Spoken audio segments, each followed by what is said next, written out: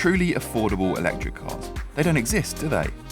You'll need the best part of 30 grand for even a run-of-the-mill family car like an MG4. A Fiat 500e isn't cheap, and you'll pay more still for a mini electric. Dacia, however, thinks it has the answer, and actually it's an answer that's been selling well in Europe for 2 whole years now. But in 2024, the Dacia Spring, is coming to the UK, and there is plenty to be really excited about. If you thought the MG4 and the BYD Dolphin were cheap and cheerful, you ain't seen nothing yet. That's because while specs haven't been confirmed and we're told that the European car here is going to be superseded by an all-new version enhanced by several significant improvements in design and equipment, it's highly likely that prices for the right-hand drive Spring will start with a 1. Yes, that's right, this is an all-singing, all-dancing, fully-fledged electric car for less than £20,000. Now those design enhancements could actually herald quite a new look for the Dacia Spring. We're led to believe that the UK car could look quite different to this. It's going to be pulled in line with other models that are coming later down the line. But even if it doesn't, this is a pretty cool thing. It's got some pretty cool dimensions as well. The first thing you notice is that, well, it's a small car, 3.7 metres long, so it's shorter than a mini electric, despite the fact that it's got 5 doors. Now, at the front here, you've got these sharp daytime running lights, you've got halogen headlights. That's an area where Dacia is able to cut a bit of cost. You've got quite a bold face here with the newer Dacia grille, and under here this one's got 30 kilowatt rapid charging. That's an optional extra on the European car, so it does actually give it quite a bit of more usable range because you can just top up when you're going round. Down the side here we've got some black cladding that gives it a kind of SUV style look, and actually it's got quite an upright stance, so it does have a bit of that fake off-roader style. You've got some copper accents, and here on the badges as well, those are optional extras, and up here as well. I'm not convinced that these roof bars are actually able to hold any load, especially when you consider how much play there is in the roof. Again, another place where they're just able to cut some costs. Now, as I said, this one has 5 doors, as they all do, and if I get inside, we'll show you what it's like. 5 doors is one thing, space inside is another completely. This is a small car, as I said, 3.7 metres, and it's most evident in here. I have no knee room and not really much headroom at all. I'm 6 foot tall, but kids though, they'll be absolutely fine back here. You've got ISOFIX points on both of the outside seats. There's no middle seat, or at least not officially, there's no seat belt there, but that's not going to matter because you've not got the knee room to use it anyway. You get pretty much a completely flat floor though, so I guess that's a bit of a bonus, but in terms of luxury features or bits of tech, nothing, not even a USB. But what the Dacia lacks in back seat space, it more than makes up for with this 290 litre boot. When it arrives in the UK, the Spring will have one of the smallest footprints of any car on sale, and yet the boot absolutely obliterates most cars in the compact class. You'll have to store the cables alongside your luggage, but the same is true of a mini electric, and the Fiat 500, it's even worse. But look, as with any car, if you bought one, you're going to be spending most of your time up here, and well, if you take the Spring on face value, this cabin is perfectly serviceable, but dig a little deeper and it just doesn't feel up to the job. But let's be honest, given the fact that this thing is going to be 6, 7, 8 grand cheaper than an MG4, you have to forgive it some small failings. The difference is, the MG4, they put nice materials over the things that you touch all the time, and here, well, that's just rubber for a start. That's all scratchy plastics. Everything just feels really quite cheap. The worst thing though is that there is no adjustment whatsoever in the steering wheel, very little adjustment in the seat, so the driving position it's just a bit awkward. It's quite upright, I sit quite high.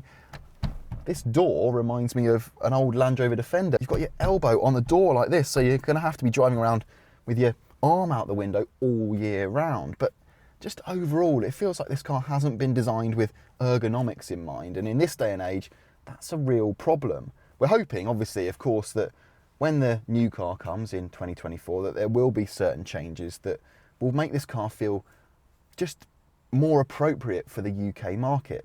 You do get a touchscreen in the middle here, and it is perfectly serviceable. And do you know what? It's actually more responsive than, say, the one you get in an MG4. But, well, the graphics are pretty rudimentary, and, well, there's not an awful lot of functionality, although you do get Apple CarPlay and Android Auto. But the USB slot is up here, so that drags down all the way over the screen, and you have to put your phone down there. But one of the problems I found, there is no cup holder. So that is rolling around there, or you put it in the door. I mean, how difficult would it have been for Dacia to fit a cup holder there, or even there? Now, in terms of like interface and buttons and switches, you've got some nice buttons up here. Those are for the windows there. Big climate controls, air conditioning. God, I can't believe it. There's air conditioning in this car, and as I say, big rotary buttons. Rotary button down here for the gear selector as well, and a manual handbrake. When was the last time you saw a manual handbrake? There's lots of little quirks like that, and actually it's quite characterful, and you've got some trim around here as well. So it's not all bad. It just feels really quite cheap and, well, cheerful, as we've said before. But look, let's forget that. Let's put it to one side and let's go for a drive. Two versions are currently offered in Europe, though again, it's unclear what we'll get here in the UK, or even if the new car specs will be comparable. Both cars use the same 26.8 kWh battery, which means a range of around 140 miles depending on exactly which car you go for. As standard, the European models only come with AC charging, but 30 kW DC charging can be optioned. There's a choice of power outputs too, the punchier of which we've got here. We say punchy, but that's not really a word you'd use to describe either of the Dacia Springs. This is the 65 model, which, like the name suggests, the car gets around 65 brake horsepower and it does 0-62 in 13.7 seconds, but, well, at least it gets to 62. Quadricycles like the Citroen Ami, they don't even go that fast. And it actually doesn't feel that slow because you've got all of the power and torque available in an instant, which makes it feel a little bit like a proper car. I say a little bit like a proper car because really it feels like a tin can. It's noisy, anything above 25, 30 miles an hour, and, well, maybe it's just me, but this driving position is just awkward. There's not enough adjustment. Dacia reckons that the average daily mileage of a Spring driver is 20 miles, and I can well believe it because that, to me, feels like exactly the kind of distance this car is designed for.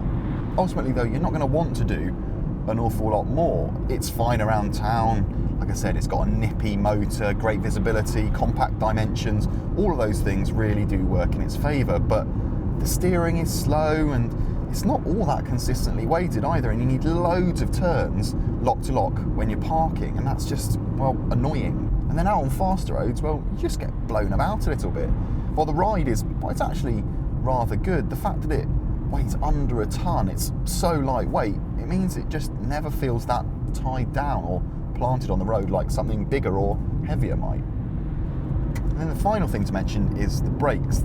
The brakes in this car, well, they're really sharp, and because there's not all that much regen, you actually do rely on the pedal quite a bit, so it's difficult to drive particularly smoothly. If you cover a lot of distance, even if you don't, then a used electric car, something like a Vauxhall Corsa, even a Fiat 500e, they could be a better bet.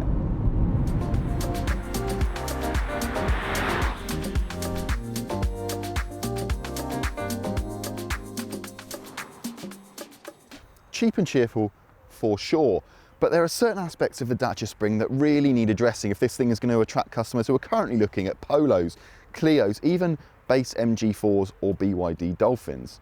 Now, we've really no issue with the range. It's perfectly usable, and if you go for a car with the 30 kilowatt rapid charging, well, then you can even venture a little bit further from home every now and again. No, it's the plasticky cabin, it's the poor packaging, it's the driving position that really let this thing down. And at 17, 18, 19 grand, people expect more, especially when used EVs, really accomplished used EVs like the Peugeot E208, well, they're really encroaching on this car's territory, aren't they?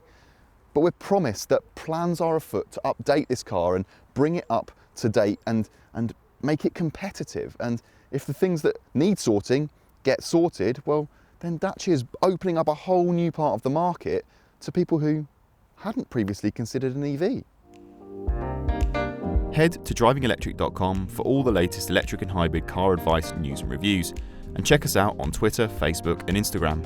Finally, while you're here, make sure you hit the subscribe button on our YouTube channel and turn on notifications to ensure you never miss a video.